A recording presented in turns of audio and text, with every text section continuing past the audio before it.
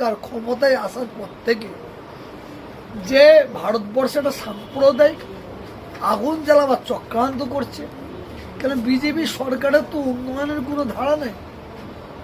কোটি কোটি ভারতবর্ষের উচ্চশিক্ষায় শিক্ষিত ছেলেমেয়েরা তারা বেকার, তাদের জন্য কোনো চাকরির ব্যবস্থা নেই, বেকারদের জন্য কোনো কলকারখানা নেই।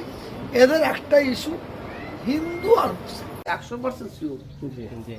তাকে আবার হুমকি দিয়েছে, দেখে নেব। এমএলএ বলে মাথা কিনে নিয়েছে, কি দেখে দেবে? পুলিশের ভয় দেখাবে, প্রশাসনের ভয় দেখাবে? কেমন ভয় দেখে নেয় দেখি।